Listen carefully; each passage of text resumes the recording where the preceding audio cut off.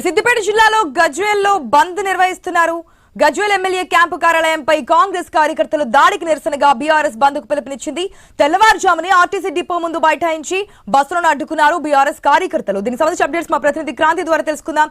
క్రాంతి, తెల్లవారుజాము నుంచి మనం స్క్రీన్ లో కూడా చూస్తున్నాము ఆర్టీసీ డిపో ముందు ధర్నా చేస్తూ కూడా బంద్ కి పిలుపునిచ్చినటువంటి సందర్భంగా అనిపిస్తుంది. డీటెయిల్స్ ఏంటి?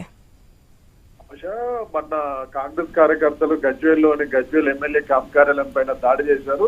ఈ దాడిలో కాంగ్రెస్ కార్యకర్తలందరూ కూడా ఎమ్మెల్యే క్యాంప్ ఆఫీస్ లోకి చొచ్చుకొని వెళ్ళి అందులో అక్కడ రేవంత్ రెడ్డి ఫోటో పెట్టడంతో పాటు అక్కడ ఉన్న కిటికీల అద్దాలు అవి పలగొట్టారు, ఫర్నిచర్ ధ్వంసం చేశారని బీఆర్ఎస్ ఆరోపిస్తుంది.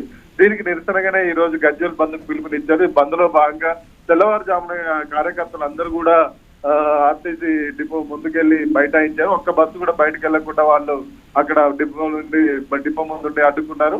మొత్తానికి అయితే ప్రస్తుతం అయితే ప్రశాంత వాతావరణంలో బంద్ కొనసాగుతుంది. మరికొద్ది సేపట్లో అక్కడ డిపో నుంచి ర్యాలీగా పట్టణంలోకి వచ్చే అవకాశం ఉంది. మన మాజీ కార్పొరేషన్ చైర్మన్ ఒంటరి ప్రతాప్ రెడ్డి ఆధ్వర్యంలో ఈ బంద్ నిర్వహిస్తున్నారు. దీని తర్వాత పట్టణంలో ర్యాలీ నిర్వహించి ఎక్కడైనా దుకాణాలు అవి తెరిచినా కూడా వాటిని బంద్ చేసే అవకాశం ఉంది. ఇప్పటికే విద్యా సంస్థలు అయితే ముందస్తుగానే సెలవు ప్రకటించాయి. ఇది గజ్వేల్ ఉన్న పరిస్థితి.